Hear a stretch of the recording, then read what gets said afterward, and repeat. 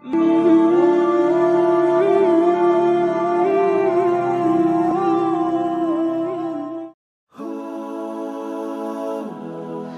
ক্ষমার সর্বোত্তম মাস হলো রমাদান। রমাদানের দিনগুলোতে আমরা যদি একান্তই আল্লাহর জন্য রোজা রাখি এবং নিজের দোষ ত্রুটির জন্য ক্ষমা চাই, তাহলে আল্লাহ আমাদের ক্ষমা করবেন এবং অতীতের সব গুনাহও ক্ষমা করবেন। আল্লাহ রাব্বুল আলামিন কোরআন মাজিদে ইরশাদ করেন, আর তিনি আল্লাহ তার বান্দাদের তওবা কবুল করেন এবং পাপগুলো ক্ষমা করে দেন। হযরত আবু সাঈদ খুদর রাদিয়াল্লাহু আনহু বর্ণনা করেন, হুজুর সাল্লাল্লাহু আলাইহি সাল্লাম বলেছেন, যখন কেউ রমাদানের প্রথম দিন রোজা রাখে তখন তার আগের সব গুনাহ মাফ করে দেওয়া হয়। সুবহানাল্লাহ। এমনিভাবে রমাদান মাসের সমস্ত দিন চলতে থাকে এবং প্রতিদিন তার জন্য ৭০,০০০ ফেরেশতা সকালের নামাজ থেকে শুরু করে তাদের পর্দার অন্তরালে যাওয়ার আগ পর্যন্ত তার ক্ষমার জন্য দোয়া করতে থাকে। হযরত উম্মে সালমা রাদিয়াল্লাহু আনহা বর্ণনা করেন, নবী করিম সাল্লাল্লাহু আলাইহি সাল্লাম বলেন, রজব আল্লাহর মাস, শাবান আমার মাস, রমাদান আমার উম্মতের মাস। রাসূল সাল্লাল্লাহু আলাইহি সাল্লাম বলেন, যে ব্যক্তি ঈমানের সঙ্গে সওয়াবের নিয়তে রমজান মাসে রোজা রাখবে তার অতীতের সব গুনাহ মাফ করে দেওয়া হবে। যে ব্যক্তি ঈমানের সহিত সওয়াবের নিয়তে রমাদান মাসে তারাবির নামাজ পড়বে তার অতীতের সব গুনাহ মাফ করে দেওয়া হবে। সুবহানাল্লাহ। যে ব্যক্তি ঈমানের সঙ্গে সওয়াবের নিয়তে শবে কদরে ইবাদত করবে তার অতীতের সব গুনাহ মাফ করে দেওয়া হবে। একবার মহানবী সাল্লাল্লাহু আলাইহি সাল্লাম বলেন, ফেরেশতারা রোজাদারের জন্য দিন-রাত ইস্তেগফার করতে থাকেন। হাদিসে এই বিষয়ে আরো বর্ণিত হয়েছে যে হযরত আব্দুর রহমান বিন আউফ রাদিয়াল্লাহু আনহু বর্ণনা করেন, হযরত মুহাম্মদ সাল্লাল্লাহু আলাইহি সাল্লাম বলেছেন, যে ব্যক্তি রমাদান মাসে ঈমানের সঙ্গে সওয়াব এবং ইখলাসের সঙ্গে ইবাদত করে সে নিজ গুনাহ থেকে এভাবে পবিত্র হয়ে যায় যেভাবে সেদিন সে তার মাতৃগর্ভ থেকে জন্মলাভ করেছিল। হযরত আবু সাঈদ খুদরি রাদিয়াল্লাহু আনহু বর্ণনা করেন, হযরত মুহাম্মদ সাল্লাল্লাহু আলাইহি সাল্লাম বলেছেন, যে বান্দা খোদার পথে একদিন রোজা রাখে আল্লাহ তাআলা তার চেহারা থেকে আগুনকে দূরে সরিয়ে নেন। রমাদানে ৫ ওয়াক্ত ফরজ নামাজ অবশ্যই মসজিদে জামাতের সাথে পড়ার চেষ্টা করতে হবে।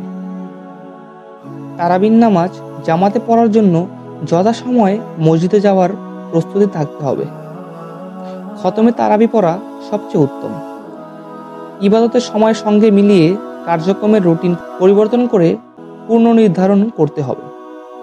রমাদানের ৫টি সুন্নত পালনে সচেষ্ট থাকতে হবে। ১. সাহি খাওয়া। ২. ইফতার করা। ৩. তারাবির নামাজ পড়া। ৪. কোরআন তেলাওয়াত করা এবং ৫. ইতিকাফ করা। যারা কোরআন তিলাওয়াত করতে জানেন না তারা শেখার চেষ্টা করবেন। যারা তিলাওয়াত করতে জানেন তারা শুদ্ধ করে তিলাওয়াত করার চেষ্টা করবেন। যারা বিশুদ্ধ তেলাওয়াত জানেন তারা অর্থ বোঝার চেষ্টা করবেন। যারা তরজমা জানেন তারা তাফসির অধ্যয়ন করবেন।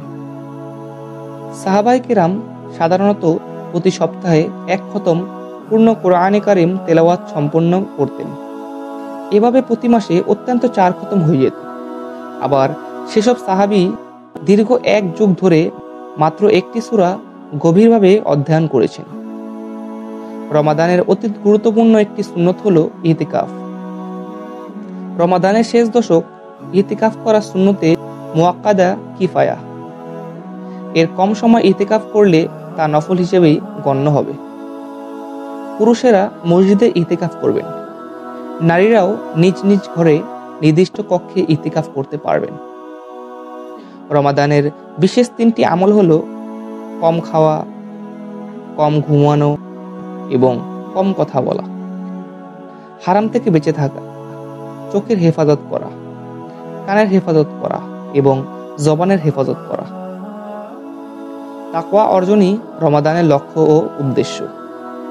আল্লাহ তাআলা পবিত্র কোরআনে বলেছেন, হে মুমিনগণ, তোমাদের প্রতি রোজা ফরজ করা হয়েছে যেরূপ ফরজ করা হয়েছিল তোমাদের পূর্ববর্তীদের প্রতি। আশা করা যায় যে তোমরা তাকওয়া অর্জন করবে। রমাদান হলো তাকওয়ার প্রশিক্ষণ। লক্ষ্য হলো রমাদানের বাইরের বাকি 11 মাস রমাদানের মতো পালন করার সামর্থ্য অর্জন করা, দেহকে হারাম খাদ্য গ্রহণ ও হারাম কর্ম থেকে বিরত রাখা এবং মনকে অপবিত্র চিন্তাভাবনা, হারাম কল্পনা ও পরিকল্পনা থেকে পবিত্র রাখা। যে ব্যক্তি রোজার হেফাজত করে এবং পরিপূর্ণ শর্ত সাপেক্ষে রোজা রাখে আর এই দিনগুলো ইবাদতে রঙিন করে, তার জন্যই কেবল এই রোজা শয়তানি শক্তির মোকাবেলায় ঢাল হিসেবে কাজ করবে। আল্লাহ তাআলা আমাদের সবাইকে পবিত্র রমাদানে সবগুলো রোজা রাখার তৌফিক দান করুন। আমিন।